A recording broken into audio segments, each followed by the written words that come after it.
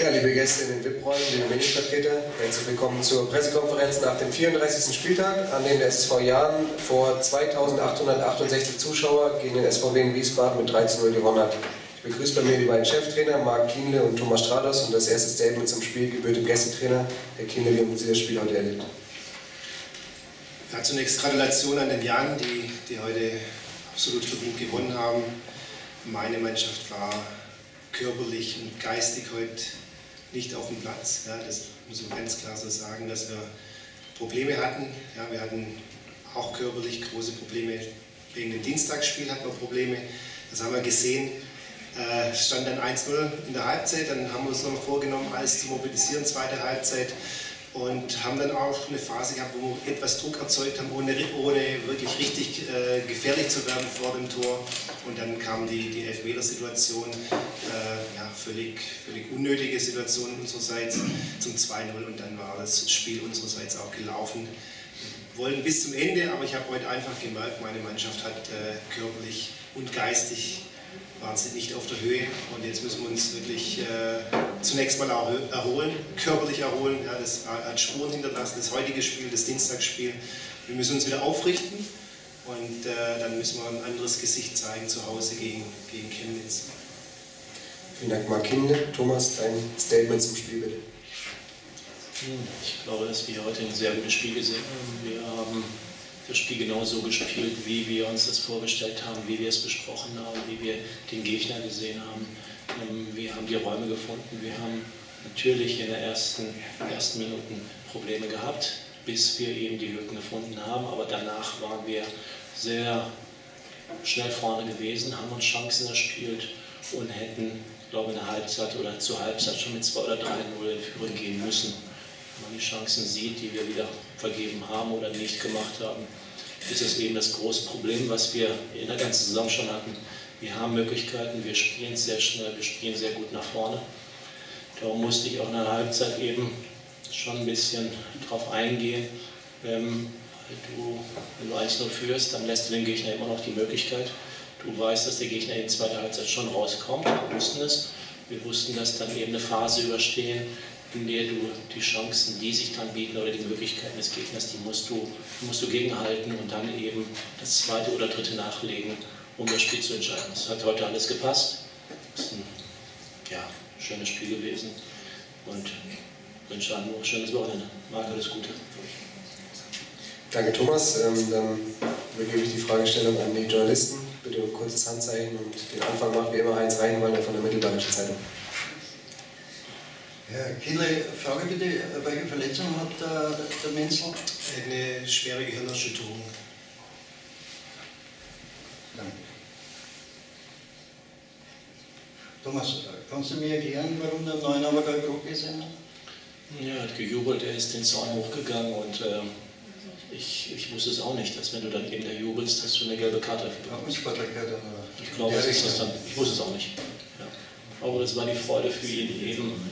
Für uns ein Handicap, aber das haben wir, glaube ich, ausgenutzt dann. Ja, vielleicht hätten wir kein drittes dann erzielt.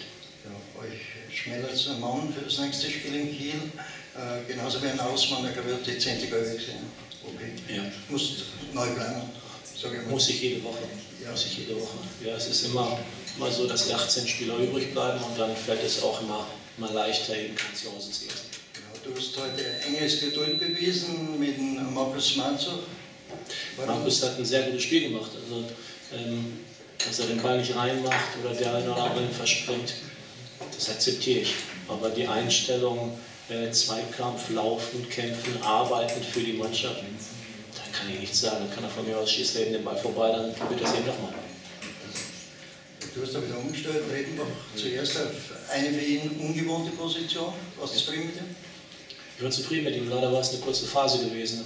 Fabian ist ein schneller, quirliger Spieler, der den Ball halten kann, und auf der Position brauchte ich einen, der dann nochmal hinterhergehen oder durchmarschieren kann, weil der Gegner sehr hoch gestanden hat. Und ich glaube, wenn wir es noch ein bisschen besser gespielt hätten, den Ball durchzulegen, wäre es vielleicht noch einfacher gewesen. Es sind 4 Spiele noch, jetzt 45 Punkte, die sind jetzt immer ausgerufen worden. für die Planungssicherheit. Ihr dürftet jetzt durch sein, oder? Wir haben 45 Punkte. Dürfen nichts mehr anbrennen.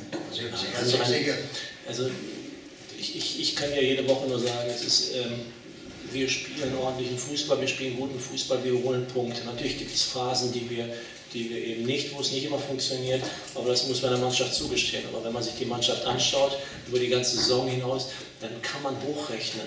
Und dann weiß man, dass man eine gewisse Punktzahl erreicht, auch wenn es mal, wie gegen Stuttgarter Kickers eben hier mal 0-1 ausgeht, weißt du eben, dass du eine Woche später, wenn du die Leistung wieder bringst, wirst du Tore erzielen, wirst du das Spiel gewinnen. Und das haben wir einfach. Wir haben diese Phasen, die man diesen Jungs zugestehen muss.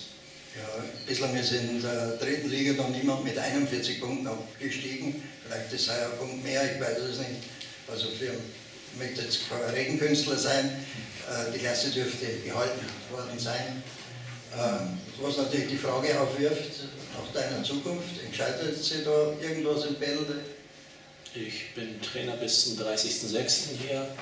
Ich habe hier einen Vertrag, ich mache jeden Tag meine Arbeit hier, fühle mich wohl und wir haben heute gewonnen. Ist alles schön. Wir haben 45 Punkte. Okay. Gehst du vielleicht auch einmal auf die Vorstandschaft oder auf die Führung zu? Oder erwartest du, dass die Führung zu dir kommt? Ich gehe mal davon aus, dass man, wenn man jemanden halten möchte, mit ihm spricht. Wenn nicht, dann geht er am 30.06. nach Hause. Thomas, erwartest du ein Gespräch, oder? In der Hinsicht? Gehe ich immer von aus, ja. Herzlichen Dank. Bitte. Danke, Heinz. Gibt es weitere Fragen? Dann ist alles beantwortet. Dann habe ich noch die Ergebnisse der Parallelspiele für Sie. Die Kickers schlagen Duisburg mit 2:0. Saarbrücken schlägt Halle mit 3:0. Genauso wie Osnabrück die Stuttgart 2 schlägt. Unterhaching schlägt Elversberg mit 2:0. Heidenheim schlägt Kiel mit 3:0. Darmstadt gewinnt 1:0 gegen Burghausen. Und Hansa Rostock unterliegt Preußen Münster mit 2:4.